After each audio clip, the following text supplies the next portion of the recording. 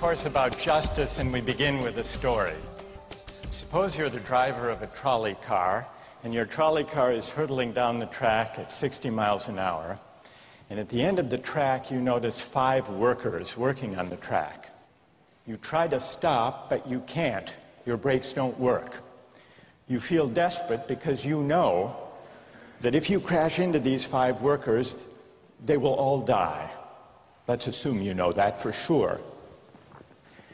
And so you feel helpless until you notice that there is, off to the right, a side track.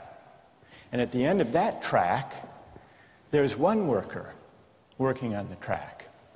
Your steering wheel works, so you can turn the trolley car, if you want to, onto the side track, killing the one, but sparing the 5. Here's our first question. What's the right thing to do? What would you do? Let's take a poll. How many would turn the trolley car onto the side track? Raise your hands. How many wouldn't? How many would go straight ahead? Keep your hands up, those of you who would go straight ahead. A handful of people would. The vast majority would turn. Let's hear first. Now we need to begin to investigate the reasons why you think it's the right thing to do. Let's begin with those in the majority who would turn to go onto the side track. Why would you do it? What would be your reason? Who's willing to volunteer a reason? Go ahead, stand up. Because it can't be right to kill 5 people when you can only kill 1 person instead. It wouldn't be right to kill 5 if you could kill 1 person instead. That's a good reason. That's a good reason. Who else? Does everybody agree with that reason? Go ahead. Well, I was thinking it's the same reason on 9/11. We regard the people who flew the plane into the Pennsylvania field as heroes because they chose to kill the people in the plane and not kill more people in big buildings. So the principle there was the same on 9/11. It's a tragic circumstance, but better to kill 1 and so that 5 can live? Is that the reason most of you had, those of you who would turn? Yes? Let's hear now from those in the minority, those who wouldn't turn. Yes? Well, I think that's the same type of mentality that justifies genocide and totalitarianism. In order to save one type of race, you wipe out the other. So what would you do in this case? You would, to avoid the horrors of genocide, you would crash into the 5 and kill them? Presumably, yes. You? Yeah. Okay, who else? It's a brave answer. Thank you. Let's consider another trolley car case and see whether those of you in the majority want to adhere to the principle, better that 1 should die so that 5 should live. This time you're not the driver of the trolley car, you're an onlooker. You're standing on a bridge overlooking a trolley car track. And down the track comes a trolley car. At the end of the track are 5 workers. The brakes don't work. The trolley car is about to careen into the 5 and kill them. And now, you're not the driver. You really feel helpless until you notice, standing next to you, leaning over the bridge, is a very fat man. And you could give him a shove. He would fall over the bridge, onto the track, right in the way of the trolley car. He would die, but he would spare the 5. Now, how many would push the fat man over the bridge? Raise your hand. How many wouldn't? Most people wouldn't. Here's the obvious question. What became of the principle? Better to save 5 lives even if it means sacrificing 1. What became of the principle that almost everyone endorsed in the first case? I need to hear from someone who was in the majority in both cases. How do you explain the difference between the two? Yes. The second one, I guess, involves an active choice of pushing the person down, which I guess that person himself would otherwise not have been involved in this situation at all. And so to choose on his behalf, I guess, to involve him in something that he otherwise would have escaped is, I guess, more than what you have in the first case, where the 3 parties, the driver and the 2 sets of workers, are already, I guess, in the situation. But the guy working, the one on the track off to the side, he didn't choose to sacrifice his life any more than the fat man did he? That's true, but he was on the tracks. And you... This guy was on the bridge. Go ahead, you can come back if you want. All right, it's a hard question. All right, you did well. You did very well. It's a hard question. Who else can find a way of reconciling the reaction of the majority in these 2 cases? Yes. Well, I guess in the first case, where you have the 1 worker and the 5, it's choice between those 2, and you have to make a certain choice, and people are going to die because of the trolley car, not necessarily because of your direct actions. The trolley car is a runaway thing, and you're making a split-second choice, whereas pushing the fat man over is an actual act of murder on your part. You have control over that, whereas you may not have control over the trolley car. So I think it's a slightly different situation. All right, who has a reply? No, that's good. Who has a way, who wants to reply? Is that a way out of this? I don't think that's a very good reason, because you choose to, it's either way you have to choose who dies, because you either choose to turn and kill the person, which is an active conscious thought to turn, or you choose to push the fat man over, which is also an active conscious action. So either way you're making a choice. Do you want to reply?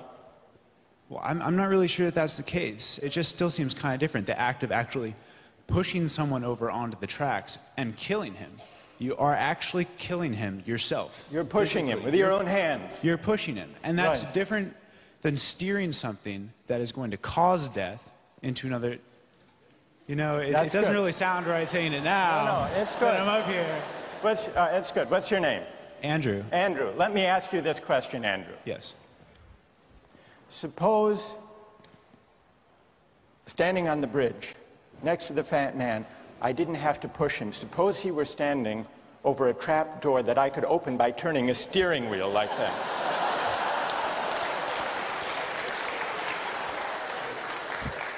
Would you turn? For some reason, that still just seems more wrong. Right? I mean, maybe if you accidentally, like, leaned into the steering wheel or something like that. But, or say that the car is hurtling towards a switch that will drop the trap.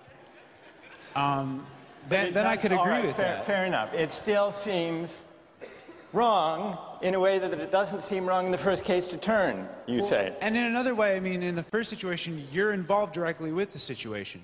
In the second one, you're an onlooker as well.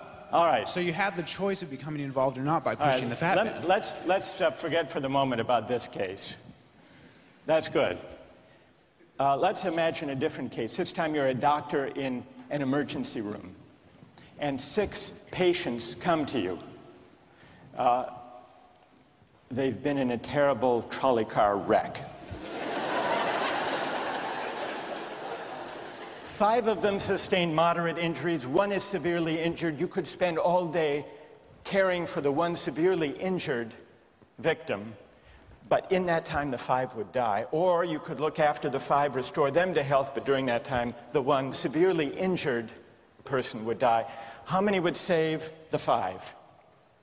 Now is the doctor. How many would save the 1? Very few people. Just a handful of people. Same reason, I assume. 1 life versus 5?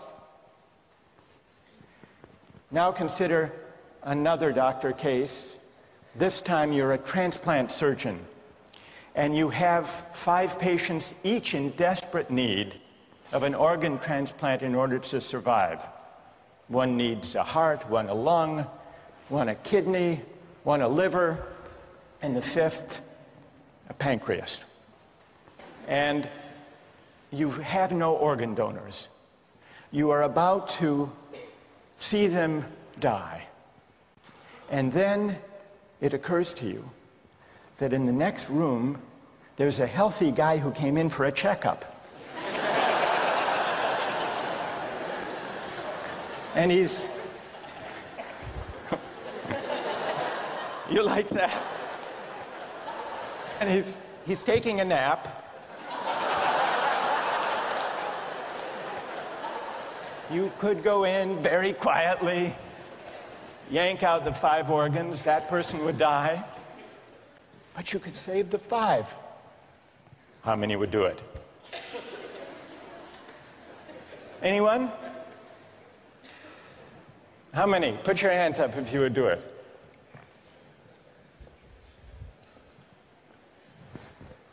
Anyone in the balcony? You would? Be careful, don't lean over too much. What? How many wouldn't? All right, what do you say? Speak up in the balcony, you who would yank out the organs. Why? I'd actually like to explore a slightly alternate possibility of just taking the 1 of the 5 who needs an organ who dies first, and using their 4 healthy organs to save the other 4. That's a pretty good idea. That's a great idea, except for the fact that you just wrecked the philosophical point. Well, let's step back from these stories and these arguments to notice a couple of things about the way the arguments have begun to unfold. Certain moral principles have already begun to emerge from the discussions we've had. And let's consider what those moral principles look like. The first moral principle that emerged in the discussion said the right thing to do, the moral thing to do, depends on the consequences that will result from your action. At the end of the day, better that 5 should live, even if 1 must die. That's an example of consequentialist moral reasoning. Consequentialist moral reasoning locates morality in the consequences of an act, in the state of the world that will result from the thing you do. But then we went a little further, we considered those other cases, and people weren't so sure about consequentialist moral reasoning. When people hesitated to push the fat man over the bridge or to yank out the organs of the innocent patient, people gestured toward reasons having to do with the intrinsic quality of the act itself. Consequences be what they may. People were reluctant. People thought it was just wrong, categorically wrong, to kill a person, an innocent person, even for the sake of saving 5 lives. At least people thought that in the second version of each story we considered. So this points to a second categorical way of thinking about moral reasoning. Categorical moral reasoning locates morality in certain absolute moral requirements, certain categorical duties and rights, regardless of the consequences. We're going to explore in the days and weeks to come the contrast between consequentialist and categorical moral principles. The most influential example of consequential moral reasoning is utilitarianism, a doctrine invented by Jeremy Bentham, the 18th century English political philosopher. The most important philosopher of categorical moral reasoning is the 18th century German philosopher Immanuel Kant. So we will look at those two different modes of moral reasoning, assess them, and also consider others. If you look at the syllabus, you'll notice that we read a number of great and famous books. Books by Aristotle, John Locke, Immanuel Kant, John Stuart Mill, and others. You'll notice, too, from the syllabus that we don't only read these books. We also take up contemporary political and legal controversies that raise philosophical questions. We will debate equality and inequality, affirmative action, free speech versus hate speech, same-sex marriage, military conscription, a range of practical questions. Why? Not just to enliven these abstract and distant books, but to make clear, to bring out what's at stake in our everyday lives, including our political lives, for philosophy. And so we will read these books, and we will debate these issues, and we'll see how each informs and illuminates the other. This may sound appealing enough, but here I have to issue a warning. And the warning is this: to read these books in this way, as an exercise in self-knowledge, to read them in this way carries certain risks. Risks that are both personal and political. Risks that every student of political philosophy has known. These risks spring from the fact that philosophy teaches us and unsettles us by confronting us with what we already know. There's an irony. The difficulty of this course consists in the fact that it teaches what you already know. It works by taking what we know from familiar, unquestioned settings and making it strange. That's how those examples worked. The hypotheticals with which we began, with their mix of playfulness and sobriety.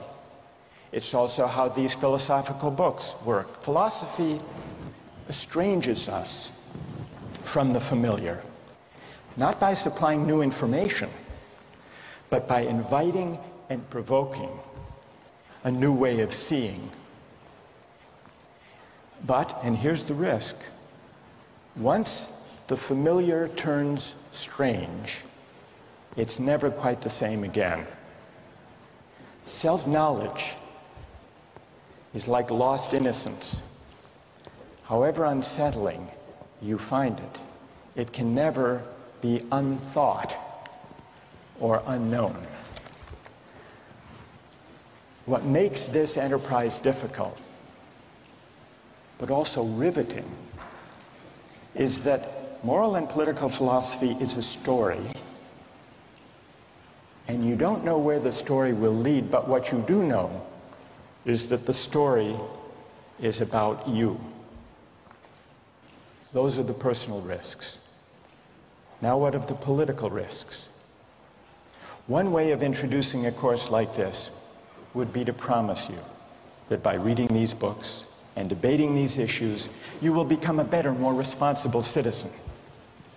You will examine the presuppositions of public policy. You will hone your political judgment. You will become a more effective participant in public affairs. But this would be a partial and misleading promise. Political philosophy, for the most part, hasn't worked that way.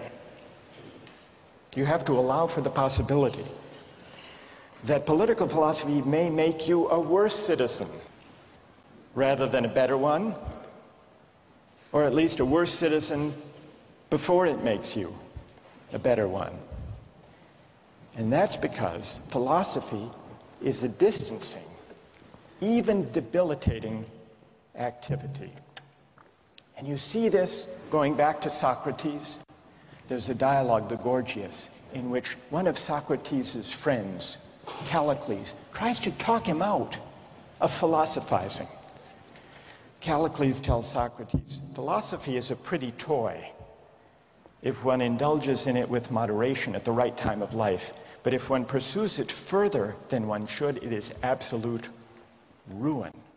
Take my advice, Callicles says. Abandon argument. Learn the accomplishments of active life. Take for your models not those people who spend their time on these petty quibbles, but those who have a good livelihood and reputation and many other blessings. So Callicles is really saying to Socrates, quit philosophizing, get real, go to business school. And Callicles did have a point.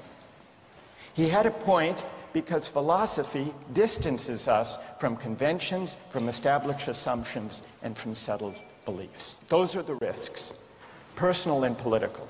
And in the face of these risks, there is a characteristic evasion. The name of the evasion is skepticism. It's the idea, well, it goes something like this. We didn't resolve once and for all either the cases or the principles we were arguing when we began. And if Aristotle and Locke and Kant and Mill haven't solved these questions after all of these years, who are we to think that we here in Sanders Theatre over the course of a semester can resolve them? And so maybe it's just a matter of each person having his or her own principles and there's nothing more to be said about it. No way of reasoning. That's the evasion of skepticism, to which I would offer the following reply. It's true, these questions have been debated for a very long time. But the very fact that they have recurred and persisted may suggest that though they're impossible in one sense, they're unavoidable in another. And the reason they're unavoidable, the reason they're inescapable, is that we live some answer to these questions every day. So skepticism, just throwing up your hands and giving up on moral reflection, is no solution. Immanuel Kant described very well the problem with skepticism when he wrote, "Skepticism is a resting place for human reason, where it can reflect upon its dogmatic wanderings, but it is no dwelling place for permanent settlement. Simply to acquiesce in skepticism," Kant wrote, "can never suffice to overcome the restlessness of reason." I've tried to suggest through these stories and these arguments some sense of the risks and temptations, of the perils and the possibilities. I would simply conclude by saying that the aim of this course is to awaken the restlessness of reason and to see where it might lead. Thank you very much.